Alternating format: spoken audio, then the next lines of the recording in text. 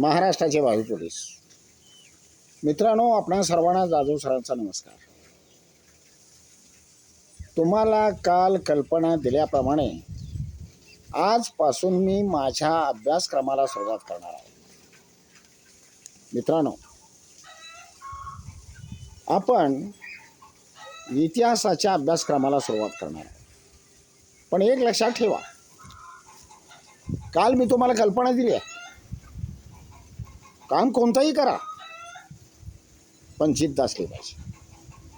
आणि या जिद्दीने काम तुम्ही जर केलं तर 100% पोलीस भरती झाल्याशिवाय राहत। मित्रांनो, जिद्द या शब्दाचा अर्थ असा आहे, पंजाबराव जाधव यांनी आपल्या सुविचारामध्ये आपल्याला सांगितलं। ते म्हणतात, अगर मेरे चलने के रास्ते पर कोई भी मुसीबत आ जाए, अगर मेरे चलने के रास्ते पर कोई भी मुसीबत आ जाए, नदी हो तो अपना मार्ग बदल जाए, पर्वत हो तो गिर जाए, लेकिन नहीं बदलूंगा मेरा मार्ग चाहे दुनिया भी बदल दे। मित्रांनो, कोणतंही काम करत असताना अडचणी येणारच आहे, संकट येणारच आहे, ती पार करून जाणं महत्त्वाचं आहे। तेव्हा सर्वांनी या गोष्टीचा विचार करायचा। म्हटलं जातं, first impression is last impression. सुरुवातीपासून जर तुम्ही अभ्यासाची छाप जर पाडली तर तुम्ही पोलीस झाल्याशिवाय राहणार। तेव्हा मित्रांनो बघा, आता मी श्री गणेशा करतोय, माझ्या विषयाचा मुळापासून अभ्यासाला सुरुवात करतोय आणि त्याकडे तुम्ही लक्ष द्यायचं। आजच्या व्हिडिओमध्ये आपण काय पाहणार आहोत हे अगोदर समजून घ्या। आज आपण कोणत्याही इतिहासाचे 3 टप्पे आहेत। एक प्राचीन भारताचा इतिहास, 2 मध्ययुगीन भारताचा इतिहास आणि 3 आधुनिक भारताचा इतिहास। या तिन्ही इतिहासामध्ये अनेक पॉईंट आहेत, त्या सगळ्या गोष्टींचा अभ्यास करायचा। मित्रांनो, अगोदर आज आपण हे जाणून घेऊया, प्राचीन भारताच्या इतिहासामध्ये अभ्यासक्रम कोणता आहे, मध्ययुगीन भारताच्या इतिहासामध्ये अभ्यासक्रम कोणता आहे आणि आधुनिक भारताच्या इतिहासामध्ये अभ्यासक्रम कोणता आहे। आणि या सर्व घटकांचा अभ्यास आपल्याला करायचा आहे आणि यालाच म्हणायचं इतिहास। आता सर्वात महत्त्वाची पहिली गोष्ट, इतिहास। इतिहास या शब्दाचा अर्थ काय? पूर्वी जे घडून गेलं त्याचा अभ्यास करायचा म्हणजेच इतिहासाचा अभ्यास। प्रत्येक वेळेला प्रत्येक व्यक्ती हजर असू शकत नाही।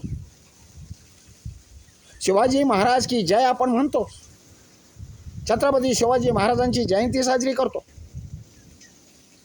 संभाजी महाराजांची जयंती साजरी करतो, पण त्यावेळेला आपण होतो का? आपण नव्हतो। पण त्यावेळेला लिहून ठेवलेला जो अभ्यास आहे, जी परंपरा आहे, त्याचा अभ्यास आपण करतो, त्यालाच इतिहास म्हणतात। मराठीमध्ये काळाचे प्रकार 3 आहेत, वर्तमान काळ, भूतकाळ आणि भविष्यकाळ। वर्तमान काळामध्ये आपण जगतोय। वर्तमान काळ म्हणजे चालू, आत्ता चाललेली घडामोड। भूतकाळ म्हणजे घडून गेलेली घटना आणि भविष्य काळ म्हणजे होणारी घटना। या तिन्ही काळांचा प्रत्येक व्यक्तीचा संबंध येतो।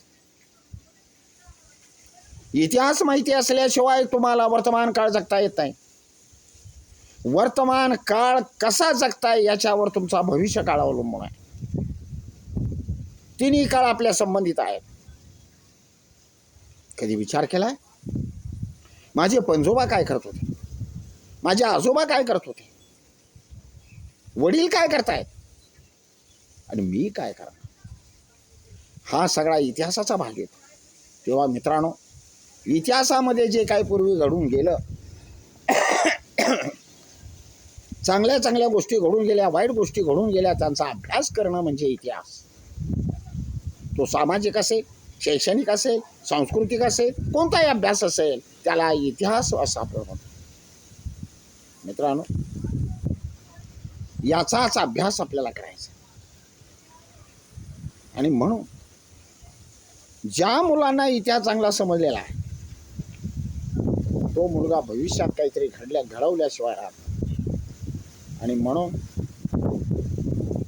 आपण आज तिन्ही कालखंडामध्ये कोणकोणत्या गोष्टीचा अभ्यास करायचा आहे हेच पाहायचं आहे. आणि उद्यापासून आपण एका एका कालखंडाला सुरुवात करायची. तुम्हाला कोणकोणता अभ्यास करावा लागणार आहे. इतिहासानं माणूस घडतो. मित्रांनो, प्राचीन भारताचा इतिहास आपण नव्हतो त्या काळामध्ये इसवी सणापूर्वी घडून गेलेल्या घटना आहेत. तो प्राचीन भारताचा इतिहास. इसवी सणाला सुरुवात केव्हा झाली? इसवी सणाला सुरुवात येशू ख्रिस्ताच्या जन्मापासून झाली. त्यापूर्वीचा कालखंड मोजताना इसवी सणापूर्वी असं आपण म्हणतो. आणि त्यामुळे आता आपण 2026 साल चालू आहे, म्हणजे इसवी सणाला सुरुवात झालेला कालखंड.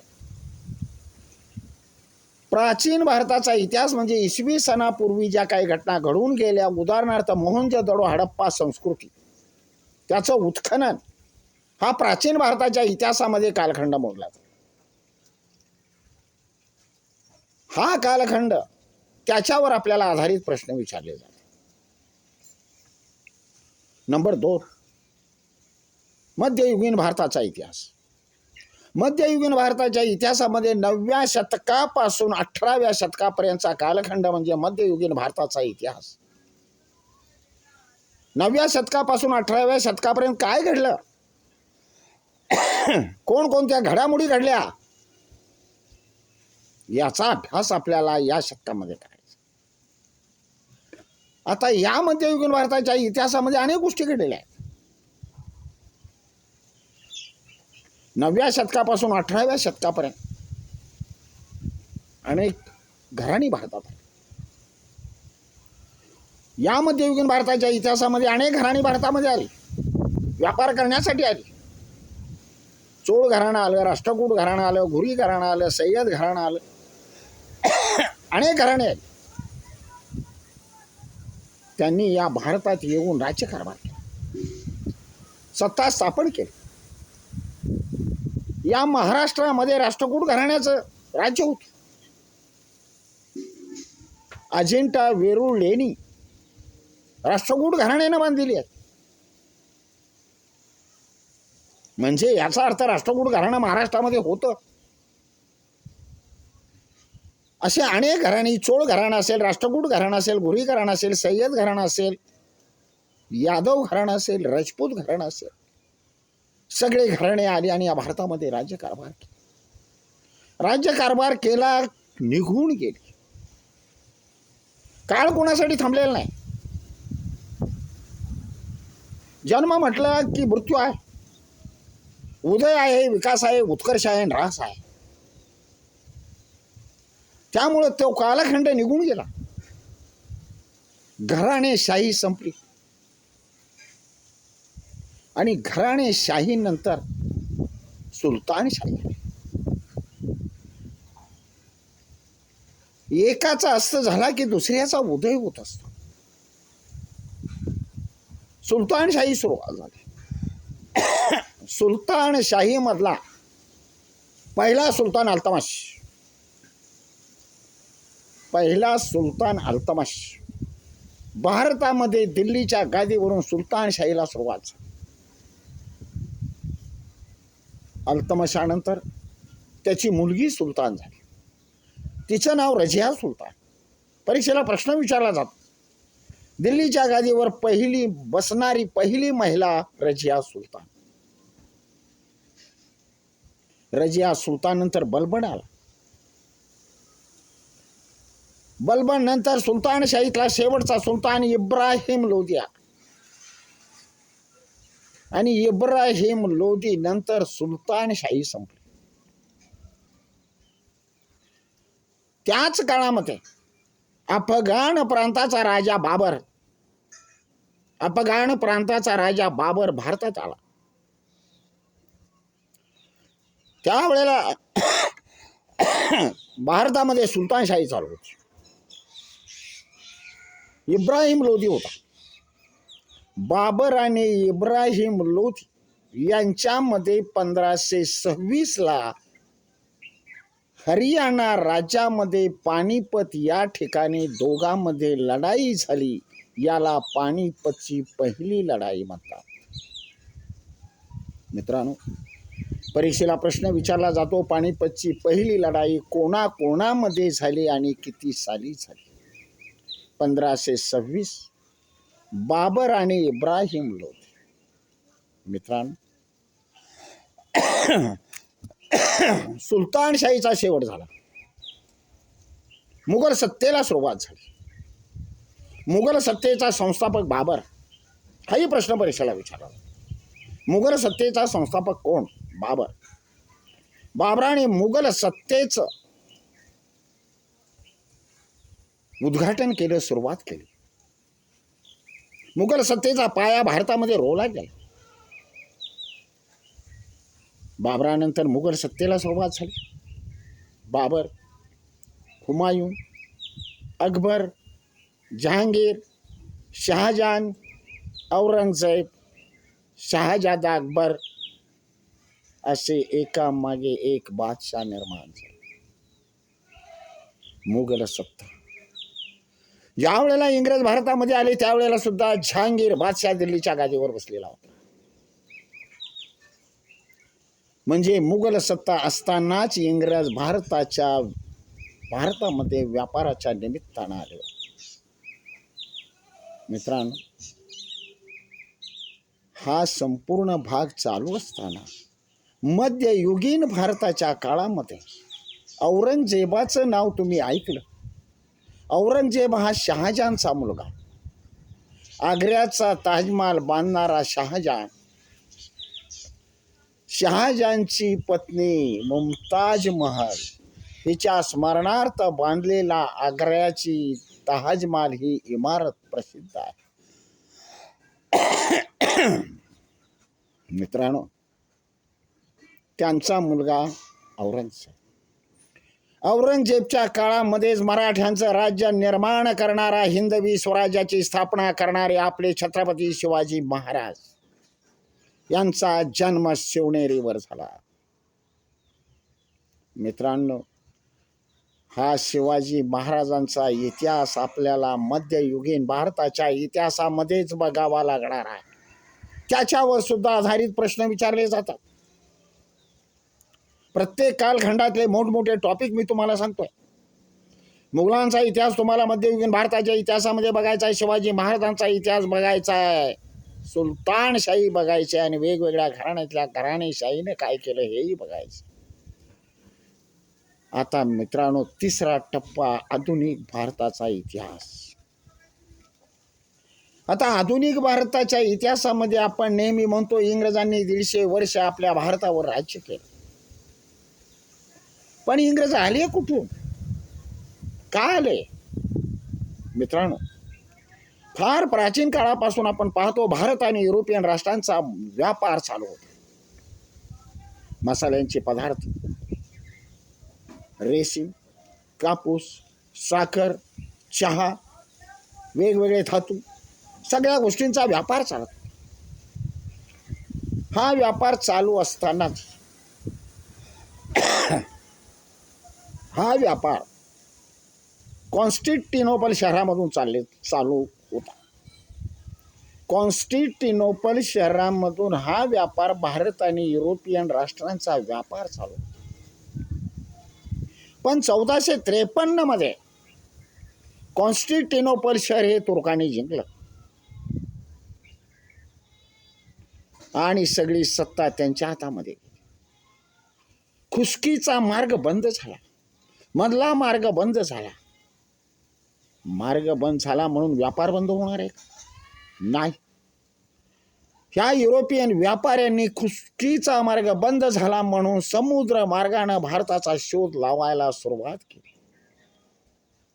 अनेक दर्यावर्ती लोकांना पाचारण केलं, प्रचंड पैसा दिला आणि समुद्र मार्गाने भारताचा शोध लावण्यासाठी वेगवेगळे दर्यावर्ती पाठवले.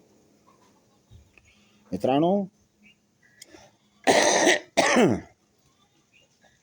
हिंदुस्थानच्या शोधार्थ निघालेला पहिला जलप्रवासी कोलंबस.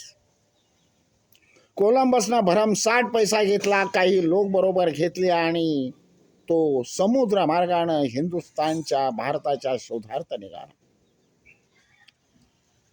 परंतु कोलंबसाच्या जहाजाची दिशा चुकली आणि कोलंबस भारताकडे जाण्याऐवजी तो अमेरिकेच्या वेस्ट इंडिज बेटावर उतरला. त्याला वाटलं भारताला, त्याला आनंद झाला, भारताचा शोध मी लावला. पण ज्या वेळेला त्यानं जहाज थांबवून त्या ठिकाणी चौकशी केली त्यावेळेला त्याच्या लक्षात आलं, त्याला समजलं की हा देश भारत नसून अमेरिकेची वेस्ट इंडिज बेट. म्हणून हिंदुस्थानच्या शोधार्थ निघालेला जरी कोलंबस असला तरी त्याने अमेरिका खंडाचा शोध लावला. मित्रांनो, त्याला भारत सापडला नाही. त्यानंतर निघालेला दुसरा दर्यावर्ती म्हणजे पोर्तुगीजांचा वास्को द गामा. पोर्तुगीजांचा वास्को द गामाचं जहाज बरोबर मार्गाने चाललं होतं आणि मित्रांनो, 1498 मध्ये केरळ राज्यामध्ये कालिकत बंदरामध्ये वास्को द गामाचं जहाज जाऊन थांबलं. त्या ठिकाणी असणारा राजा झामोरीन राजानं त्याचं स्वागत केलं आणि भारताचा शोध लागला. प्रश्न लक्षात ठेवा, हिंदुस्थानच्या शोधार्थ निघालेला पहिला जलप्रवासी कोलंबस आणि हिंदुस्थानच्या भूमीवर पहिलं पाऊल ठेवणारा पोर्तुगीजांचा वास्को द गामा. मित्रांनो, अशा प्रकारे भारतामध्ये येण्याचा मार्ग मिळाला. इसवी सन 1600 मध्ये इंग्लंडमधील इंग्रज व्यापाऱ्यांनी ब्रिटिश ईस्ट इंडिया कंपनीची स्थापना केली आणि एलिझाबेथ राणीची परवानगी काढून भारतामध्ये 215 व्यापारी व्यापारासाठी आले. हातामध्ये तराजू घेऊन आले, व्यापारासाठी आले. ब्रिटिश ईस्ट इंडिया कंपनीची स्थापना केली. परीक्षेला प्रश्न विचारलाय, ब्रिटिश ईस्ट इंडिया कंपनीची स्थापना कोणी केली? इंग्रज व्यापाऱ्यांनी केली का ब्रिटिश सरकारने केली? उत्तर आहे इंग्रज व्यापाऱ्यांनी केली. ज्याप्रमाणे इंग्लंडवरून भारतामध्ये इंग्रज आले त्याचप्रमाणे इंग्लंडवरून इंग्रज आले, हॉलंडवरून डच आले, फ्रान्सवरून फ्रेंच आले, पोर्तुगालवरून पोर्तुगीज आले. हॉलंडमधील डचांनी युनायटेड ईस्ट इंडिया कंपनीची स्थापना 1605 मध्ये केली. फ्रान्सवरून आलेल्या फ्रेंच लोकांनी फ्रेंच ईस्ट इंडिया कंपनीची स्थापना 1602 मध्ये केली. आणि ही सगळे लोक भारतामध्ये व्यापारासाठी आले. मित्रांनो, भारतामध्ये वेगवेगळ्या देशातले वेगवेगळे लोक भारतामध्ये व्यापारासाठी आले. परत लक्षात ठेवा, इंग्रजांची ब्रिटिश ईस्ट इंडिया कंपनी, डचांची युनायटेड ईस्ट इंडिया कंपनी 1605, फ्रेंचांची फ्रेंच ईस्ट इंडिया कंपनी 1602 या ठिकाणी येऊन व्यापाराला सुरुवात झाली आणि मित्रांनो, व्यापार करायला सुरुवात. बघता बघता बघता या इंग्रजांनी प्रचंड व्यापार केला, पैसा कमवला, तराजू मोडला आणि तराजू मोडून तलवार केली. मित्रांनो, प्रचंड पैसा मिळाला आणि पैशाच्या जोरावर भारतामध्ये त्यांनी कशी सत्ता स्थापन केली आणि जवळजवळ 150 वर्ष राज्य भारतावर केलं. हाच इतिहास आपल्याला आधुनिक भारताच्या इतिहासामध्ये बघायचा. या इंग्रजांना भारतातून हाकलून देण्यासाठी आपण जो प्रयत्न केला तोच आधुनिक भारताचा इतिहास. मित्रांनो, 3 कालखंडामध्ये कोणकोणत्या गोष्टी आहेत हे मी तुम्हाला कल्पना दिली. प्राचीन भारताचा इतिहास, मोहनजोदडो हडप्पा संस्कृती. मध्ययुगीन भारताचा इतिहास, वेगवेगळी घराणी भारतात आली. भारतामध्ये सुलतानशाही सुरू झाली. भारतामध्ये मुघल सत्ता सुरू झाली. महाराष्ट्रामध्ये शिवाजी महाराजांनी मराठ्यांचं राज्य निर्माण केलं. हा मध्ययुगीन भारताचा इतिहास. आणि आधुनिक भारताच्या इतिहासामध्ये भारताला स्वातंत्र्य मिळवण्यासाठी आपण जे प्रयत्न केले ते आपल्याला यामध्ये बघायचे. मित्रांनो, 3 कालखंडामध्ये कोणकोणता अभ्यासक्रम आहे तुम्हाला मी सांगितलेलंच आहे. आता तुम्हाला सांगितलंय मी रेग्युलर लेक्चर असणार आहे माझं 100%. आता उद्या आपण आधुनिक भारताच्या इतिहासाला सुरुवात करणार आहोत, कारण आपल्या परीक्षेला आधुनिक भारताच्या इतिहासामध्ये जास्त प्रश्न विचारले जातात. फार मोठा टॉपिक आहे, वेगवेगळे घटक आहेत, तेव्हा तो भाग आपण उद्यापासून सुरू करणार आहोत. आता तुमच्या एक लक्षात आलं, 3 कालखंडामध्ये कोणकोणता भाग आपल्याला विचारला जाणार आहे हे तुमच्या लक्षात आलं. आणि उद्यापासून मात्र आधुनिक भारताच्या इतिहासाला प्रत्यक्ष आपण सुरुवात करणार आहोत. फक्त बारकाईने रेग्युलर ऐकत चला. धीरे धीरे धीरे तुम्हाला सगळं समजेल. मी प्रत्येक घटकांचा अभ्यास व्हिडिओच्या माध्यमातून घेणार आहे, त्याचा फायदा तुम्ही घ्यावा हीच माझी आपणास विनंती आहे. मित्रांनो, आता या ठिकाणी थांबतोय. जय हिंद, जय महाराष्ट्र.